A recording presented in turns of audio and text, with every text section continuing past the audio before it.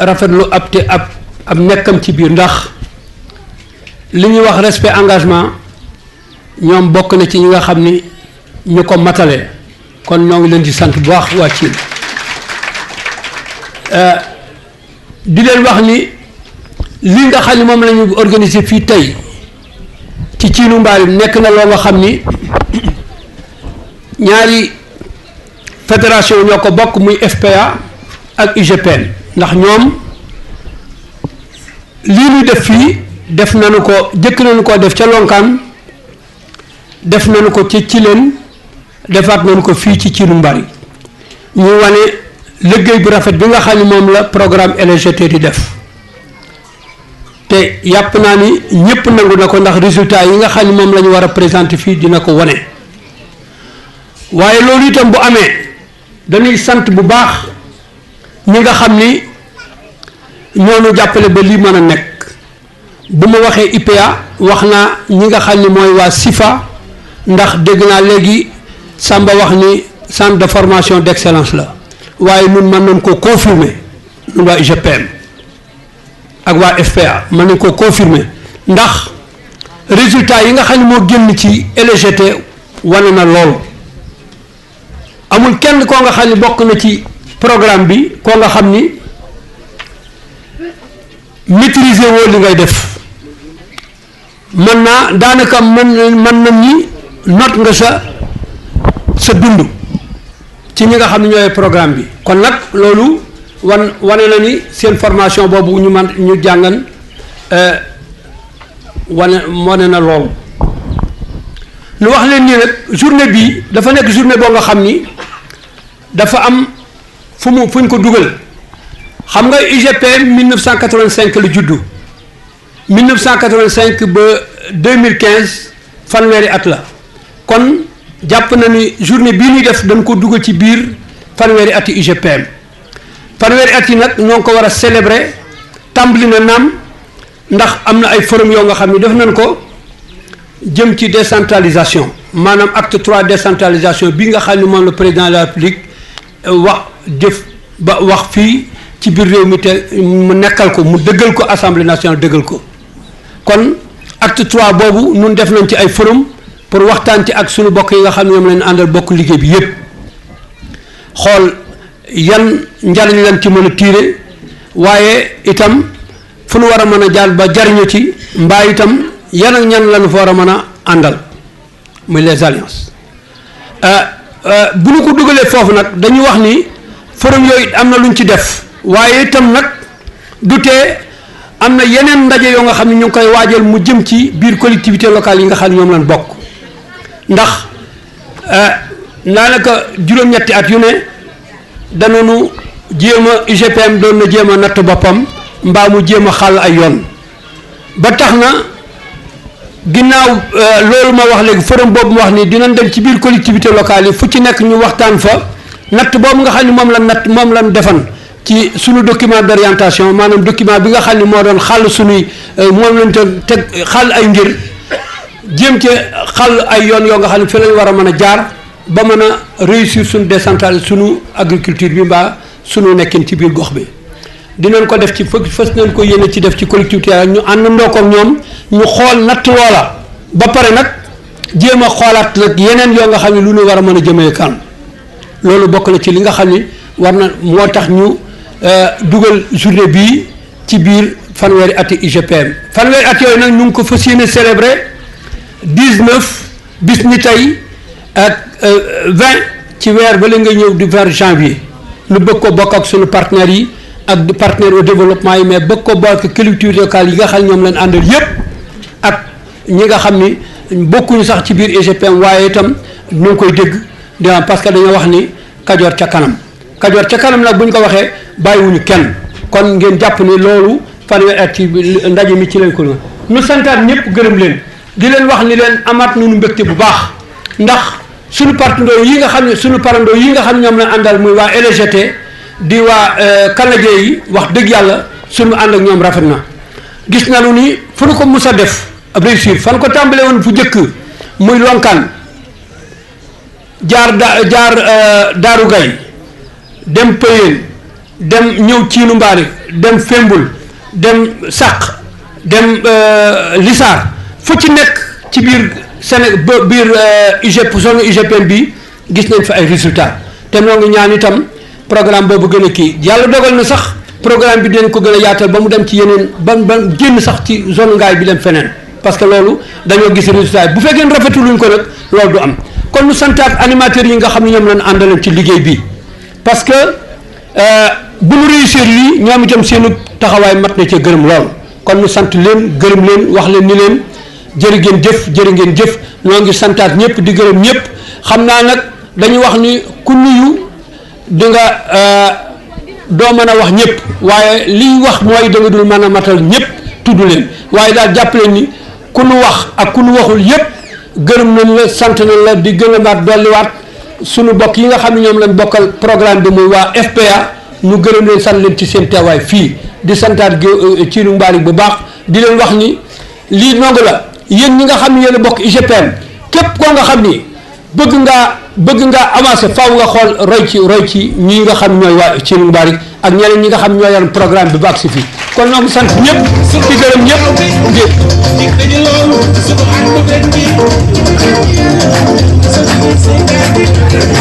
ngeen baal ñu gërëm nag waa presse bi parce que waa presse bi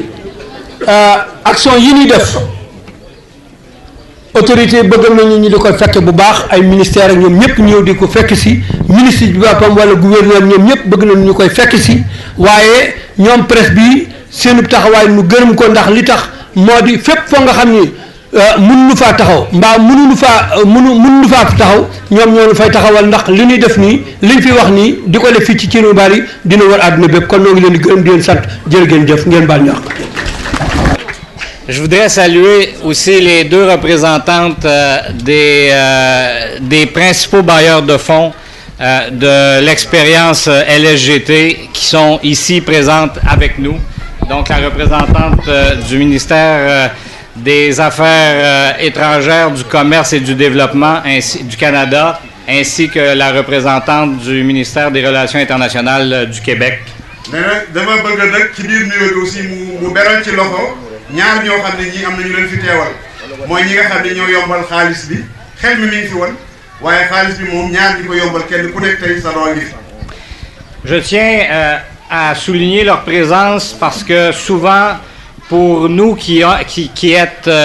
sommes sur le terrain,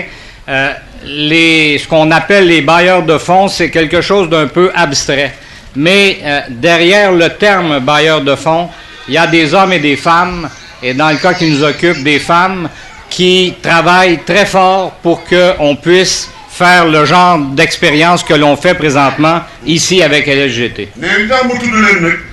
ci liggéey bi ñuy liggéey nga xam ne ñun dañuy jàppale nit rek pour mu jëm kanam yokkuteem am nee na da cee am ñoo xam ni dañoo ànd ak ñoom ñu tuddee bailleur de fonds mooy joxekatu xaalis waaye loolu boo ko déggee day mel ni dara nekk fa waaye ci ginnaaw pour woowu ñu leen wooye ay jigéen nga fa ak ay góor yoo xam ni duñu noppalu duñu sonn di wuti alal ju mën a dem ci pexe yi ñu lal. Je voudrais remercier et saluer aussi le représentant du ministère de l'Agriculture du Sénégal qui a bien voulu aussi nous permettre de travailler dans cette coopération de paysan à paysan. Et je le souligne aussi parce que c'est pas d'entrée de jeu qu'un gouvernement accepte qu'on s'introduise dans le fond dans le milieu agricole ou ailleurs pour qu'on puisse vraiment travailler à proximité comme on l'a fait et on a toujours eu le support du ministère de l'Agriculture du Sénégal. dina baral nuyoo aussi ministère agriculture ministère bi ñu dénk jëru ñi dénk mbay mi ci Sénégal ndax bi ñu ñëwee lal seen i pexe bëgg ko dimbalee njaboot gi ñoo leen yaatal kon mi ngi wax ki leen fi nekkal tey sargal bu ñu sargal ministère boobu parce que bu dul woon ak moom lii du mën a nekk tey. Enfin, je voudrais souligner les efforts qui ont été consentis par la SAED pour nous appuyer dans l'ensemble des démarches et un merci tout particulier au CIFA et en la personne également de Ensa Mbaye, excuse-moi, parce que sans le concours de INSA, le programme LSGT n'aurait certainement pas été de la qualité que l'on lui reconnaît aujourd'hui. nee na aussi dina beral nuyoo waa SAED ndax SAED xam nga moo teg kuréel gi ñu tudd SIFA SIFA kuréel guy jàngale la guy gunge ci wàllu xam-xam nee na li tax mu tudd SAED boole koog SIFA da cay génne benn tur rek muy Insa Mbaye parce que jàpp na ni Insa kat taxaw na taxawaay boo xam ni lépp lu ñuy wax tey ci ndam ci programme bi du loxoom nga ca xelam nga ca. Beaucoup de choses ont été dites aujourd'hui sur LSGT. Beaucoup de choses ont été écrites également au cours des dernières années. Je voudrais pas être très long, mais amener quelques éléments ou revenir sur quelques éléments qui ont été dits encore ce matin. En commençant par dire que LSGT, ce n'est pas un programme. nee na bari na nag lu nu wax wala lu nu bind mu juddoo ci LSGT. su ma bëggee lim yëpp dinaa yàgg waaye am na yoo xam ni mën naa ci teg baaraam ndax tey rek feeñ na fi ci waxtaan bi ñu ne LSGT kat du programme. LSGT, c'est un mode de développement permanent. nee na LSGT boo ko doon seet ab joxoñ la boo xam ne bii day jëmale doomu aadama kanam aw doxalin la. Il repose sur des fondements qui sont assez importants. Et le premier de ces fondements, c'est d'inverser les processus de développement en faisant reposer ces efforts de développement sur les épaules des paysans et paysannes d'abord. nee na dafa wéeru ci ay was wu njëkk yu ci indi nag mooy was wi nga xam ne da koo wéer ci kaw mbagg yi baykat bu jigéen bi ak bu góor bi xam ni am réew mënta dox te mbay ma doxul mbay nag mënta dox te aw góor ak aw jigéen taawul mooy wax su njëkk bi. Un paysan, une paysanne, c'est d'abord et avant tout un entrepreneur ou une entrepreneur. nee na baykat bu góor bi wala bu jigéen bi foo ko fekk dafa mel ni rek entreprise la yor day dugal alal ak pexe ak jumtuwaay génne lu baax lu war a indi ci marché bi wala lu mu jëfoo nee na entreprise la yor. C'est un chef d'exploitation agricole. nee na kilifa bu jiitee li ñuy tuddee exploitation agricole la mooy fu ñuy ñàkkee jële fa koom ci wàllu mbay. Et comme n'importe quel entrepreneur, si à travers une activité, quelle qu'elle soit, il n'arrive pas à trouver satisfaction à ses besoins immédiats pour faire en sorte que son entreprise, son exploitation agricole puisse évoluer, s'émanciper, il y a tout de suite un frein important à tout ce qu'on peut lui proposer. te kat ñun ñëpp doomu aadama la xam na ni képp ku ci sumb dara am na loo ca séentu lu war a saafara say jafe-jafe lu war a faj say soxla comme nag yow da ngay dugal pour mën a génne lu attan soxla yooyu boo ca sooboo def ko benn yoon ñaari yoon gisoo ci sa bopp léegi commencé gis. La réflexion autour de l'SGT est partie du fait que,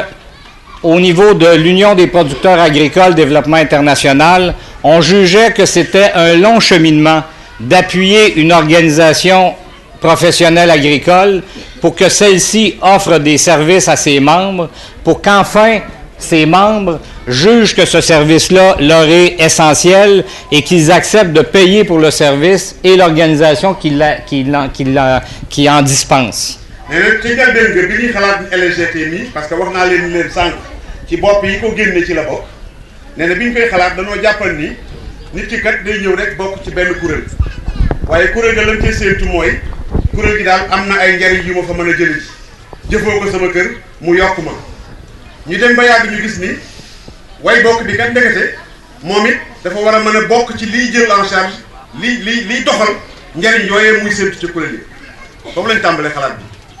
Donc, LSGT est conçu pour faire en sorte que, à travers le programme 1 et les fonds rotatifs, les besoins individuels ou les besoins entrepreneuriaux de chaque paysan, paysanne sont comblés. Voilà, léegi nag mu ni kon foofu loolu daal di jëkk a génne li ñu tuddee programme benn bi nga xam ne ci dëkk bi lay des na Siinu des na Sàkk des na Lisaar mooy ñëw fekk borom kër gi ci këram baykat bu góor bi bu jigéen bi ci këram mu defar projet mu financé ko la cay juddoo di ko jariñ ci biir kër gi. Et donc, à partir de ce moment, si collectivement on décide qu'on veut se donner un service en commun, vous retrouvez à travers les autres programmes de l'SGT les mécanismes qui permettent de les financer. Et donc, en quelque sorte, c'est chaque membre qui, ensemble, décide de se donner un service collectif. Donc, on inverse un processus de développement qui part de la base. Mais nag léegi kon gis ngeen ni bu njëkk daanaka ñiy jàppale yokkute ci réew yi dañ daan tàmbalee ca kaw rek mu wut ci suuf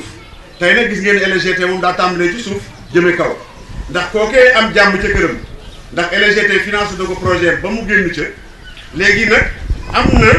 wareefu ñëw ci penc mi soxla yi nga xam ne kenn attanu ko sa kër penc mee ko mën a mu sotti nga dugal ci sa loxo ndax kat léegi da ngay sawar a dugal sa loxo ah noonu lay demee ci biir dëkk ba noonu lay demee ci kuréel gu mag yi tudd UGP wala FPA wala geneen. Les résultats de LSGT vous appartiennent. nee na lépp luñ jureef lu LSGT jur yéen a ko moom.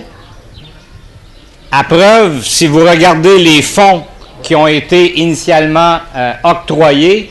et que vous regardez aujourd'hui la valeur des investissements qui se sont faits,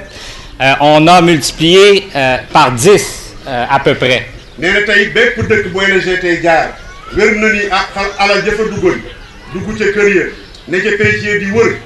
wala mu ne ca penc ya wala mu ne ci kuréel yu mag yi la mu jur tey ëpp na fukki lan fa joxe woon termine ci seeni loxo kon yéen a ko moom. C'est la preuve que les savoirs paysans peuvent permettre un développement durable et assurer à l'agriculture familiale de jouer un rôle fondamental sur la sécurité alimentaire du pays et l'occupation du territoire et la dynamique économique qu'engendre cette agriculture sur le territoire. Mais nag loolu moom firnde la ci ni kon ndekete baykat yi fu nu àndandoo ak seen xam-xam ak seen xel doy na pour ñuy def li ñu tuddee yokkute bu sax dàkk te bañ a tàllal sa loxo fu la neex rek fu nekk ñun wér na ni tey LGT wan nañ ñu fu nu àndandoo lépp luy soxla ñoo ko mën donc loolu mooy mbir mi nga xam ne fekk. Enfin, en terminant, ce que je veux que vous reteniez, c'est que ces résultats-là, ce sont les vôtres, qu'on aime partager, nous, dans cette coopération de paysan à paysan. nee na nag ci àndandoo bi ñu bokk ndax xam nga ñoom ñu nga jógee fële Canada nekk der yu weex ñu dëkk ñun Afrique nekk der yu ñuul ak yeneen gox ñu ngi weccee am nañ tey ay ndaw yu ne Canada ñoom am nañu seeni ndaw yu ne fii ci Sénégal tey kon nee na loolu li ngeen juree ci biir LGT ñun dañ koy soxlaa am di ko séddoo ci yeneen gox yeneen diiwaan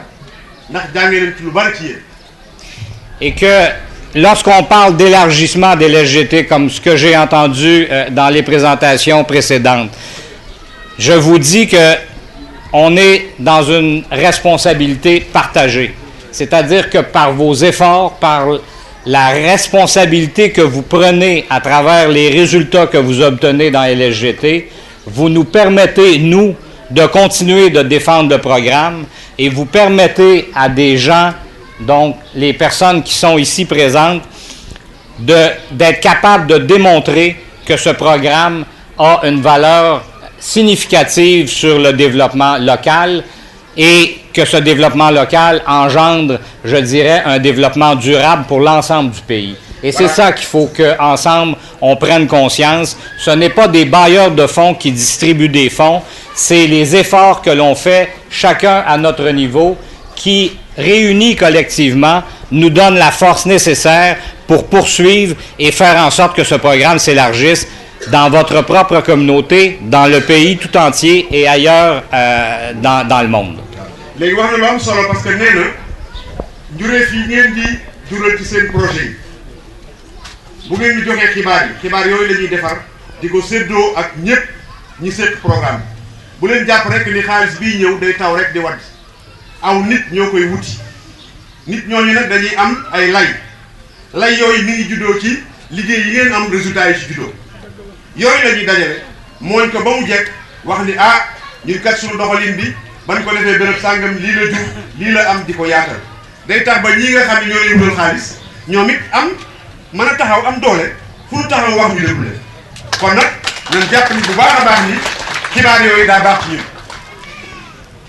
Je termine en disant que vous pouvez compter sur des leaders,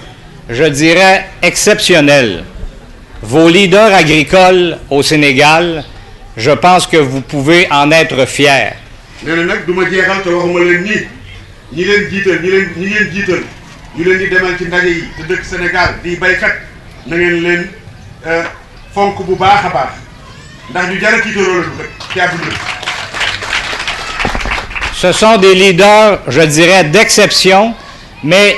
si on veut que ces leaders-là continuent de jouer un rôle significatif dans leur pays et d'une façon plus large, ben, il faut qu'ensemble, tout le monde ensemble, on contribue à faire en sorte que des programmes comme LSGT poursuivent, je dirais, leur vocation et assurent des résultats pour les prochaines années. En d'autres termes, je ne voudrais pas que vous vous disiez, maintenant qu'on apprend qu'on a encore des possibilités de financement pour les 5 prochaines années, on peut un peu ralentir et s'asseoir sur nos résultats. Non, on ne peut pas s'asseoir dans le monde dans lequel nous sommes. On a besoin de tout le monde rester engagé et mobilisé. Et j'espère que moi ou d'autres représentants du PADI reviendront dans 3 ans avec des résultats qui sont nettement supérieurs à ce que vous avez présentement. Je vous remercie.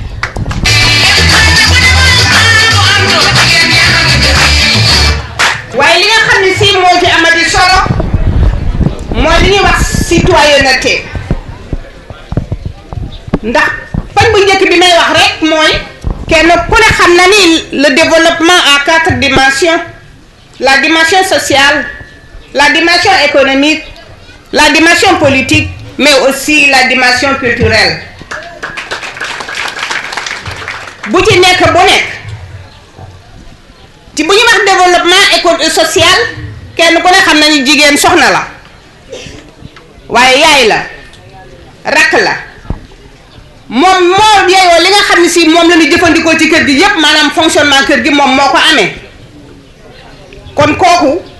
taxawaayam dafa am solo ku ko jàngal jàngal nga askan.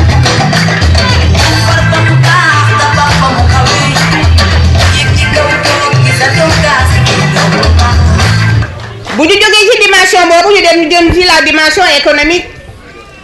ndax kenn ku ne xam na ne avec LGT jigéen ñi ñu ngi ci kër yi ñu ngi yar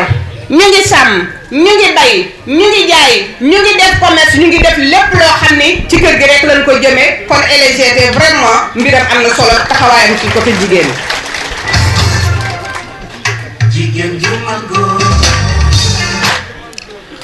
li nga xam ni moom lañ ci wax rek ci wàllu kër gi li ko tàmbalee ba ca tànn jiwoo ba ci transformation bi jigéen ñi seen taxawaay daf cee ràññeeku kon vraiment le programme LGT programme la boo xam si vraiment dafa matale bu ñu ñëwee ci la dimension économique politique jigéen ñi tey xam nañu seen rôle xam nañu responsabilité ban la ñu am waaye xam nañu seeni droit tam ak seeni devoir kon programme LGT dafay tàggat ni dafay moom doomu aadama ci ak ce que mu xam li nga xam ne si moom la war a def ak li nga xam ne si waru koo def comme programme LGT am na solo bu ñu ñëwee ci la dimension culturelle kenn ku ne xam na ni jigéen ñi ñoo jur xale yi ñoom leen di jàngal di leen jox valeur intrinsèque di leen wax ni da ngeen a war a jomba def lii war ngeen koo rus lii du seenu cër kii ngeen war a àndal fii ngeen war a dem fii ngeen war a taxaw ma ne loolu suñu rôle la ñun jigéen te bokk na ci le programme LGT moo nu gën a tàggat ba nu gën a xam ni ñun kat suñu responsabilité dafa mag. bu jigéen amul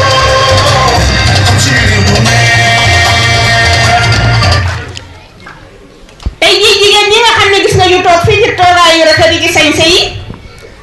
formation yu pointu la LGT def ci ñoom jàngal na leen ci fànn yépp kon ñun amatuñu droit ni président Ndiawar wax léegi dellu gannaaw waaye ci kanam rek li ko tàmbalee ci groupe d'apprentissage ba ci collectivité locale yi ba ci village yi kon sunu taxawaay da cee am solo kon résultat yi itam nañ ko gërëmee sunu leader yi nga xam ne si vraiment ñoom ñoo ñu jiite ndax bu nu fakkasaloo ñun jigéen ñi mën naa am lu bëree duñu ko am waaye vraiment dañu yaatalal dañu gindi dañu taxawal dañu yaatal yeenu womat ñu ba fi nga xam si moom la ñu jëm vraiment ñu xam ko waaye bàcc duma noppi mu ko tëj sant ma gërëm jigéen ñi gërëm leen dafa leen taalifu ndaw wa ndaw rek dina gàtt jigéen ca dëgg-dëgg amoo morom ba àddina sa soo ba tey kenn mosula gis lu mel ni yow yéene ni yow taaroo ni yow ame ci nit njariñ ni yow yaay ndey ci doom yaa gën ci kër gu ngeen nekkul du neex a nekk yéen a di li ngeer di jongama wéttalu góor ci àddina maam Adama xam na yaa di kan moom mi nekkoon ci àdduna ay maam woy nañu leen ay réew kañ nañu leen yéen a réer wi du réer ak di feeñ yéen a boole xol yi lëngale leen àddina yéen a ko tee lëndëm teraanga buur bee leen ko jox kon seen taal du fay ji àdduna moo tax ba képp ku jóg di dem te daanuwul waaxu di wey terteriwul war na ko wóor ni yaa ko daan boot ak di ko uuf ba muy lu tuuti yaa yooyoo lii yow jigéen ku la fonk naw la war na ko ku la xeeb xamul yaa di kan amoo morom doo am morom bu sa ñaar nekkoon ci àddina kon mu neex ba mel ni aljana jigéen sangul ci géej gi laj ko lañ solul ba mel ni doomu buur daaguñu toppalay xalam géwal yi way junju ngi ji ca dëgg-dëgg amul morom